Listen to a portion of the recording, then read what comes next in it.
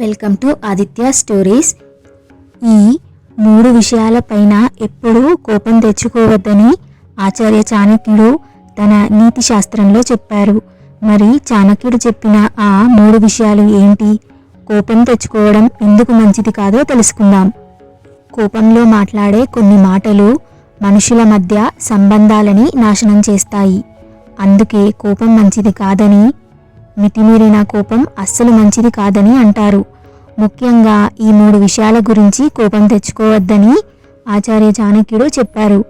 వీటిపై కోపం తెచ్చుకునే బదులు తెలివిగా ప్రశాంతంగా వ్యవహరించడం మంచిదని ఆయన చెప్పారు.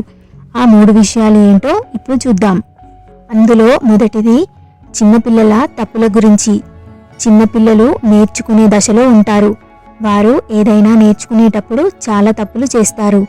అలాంటి సమయంలో మనం కోపంగా ఉండి వారిని తిట్టడం, కొట్టడం చేస్తే పిల్లలు భయపడతారు. ఇక మళ్ళీ వారు నేర్చుకునే ప్రయత్నమే చేయరు. ఈ భయం కారణంగా వారు నేర్చుకునే సామర్థ్యాన్ని కోల్పోతారు. వేరే పిల్లలతో పోలిస్తే వెనుకబడిపోతారు. ఇక రెండవది పెద్దల మాటల గురించి. కొన్నిసార్లు పెద్దల మాటలు మన సొంత ఆలోచనలతో సరిపోవడం లేదని చాలామందికి కోపం వస్తుంది. వారు ఒకే విషయాన్ని పదే పదే చెప్పి మనకి కోపం తెప్పిస్తారు. పెద్దల మాటలపై కోపం తెచ్చుకోవడం సరికాదని చాణక్యులు చెప్పారు. కొన్నిసార్లు పెద్దల మాటలు మనకు వెంటనే అర్థం కావు. కానీ కాలం గడిచే కొద్దీ జీవితం మనకు వారి మాటలలో దాగి ఉన్న నిజాలను చూపిస్తుంది. అనుభవంతో వచ్చిన జ్ఞానం ఎప్పుడూ లోతైనదే అని మనం గుర్తించాలి.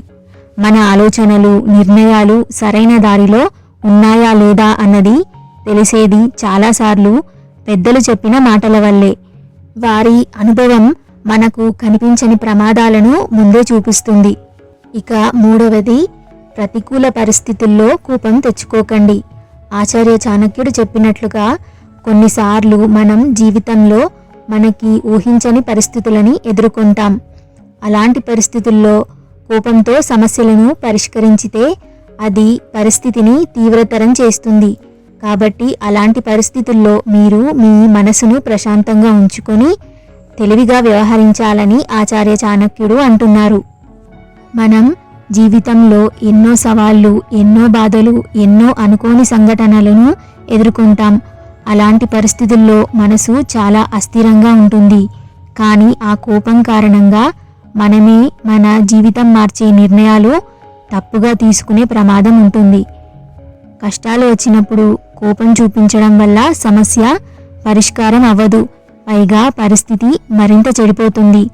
కోపం వలన మన మాటలు, మన చర్యలు, మన నిర్ణయాలు నియంత్రణ కోల్పోతాం.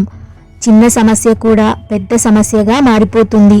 అందుకే చాణక్యుడు కోపం వచ్చినప్పుడు మాట్లాడే ఒక మాట, తీసుకునే ఒక్క నిర్ణయం మన భవిష్యత్తుకి నష్టం చేసే అవకాశం ఉందని హెచ్చరించాడు. అందుకే కోపంతో కాకుండా ప్రశాంతంగా ఉండాలని చెప్పారు. ఈ వీడియో మీకు నచ్చినట్లయితే లైక్ చేయండి, షేర్ చేయండి.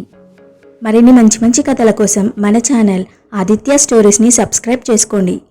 Thanks for watching.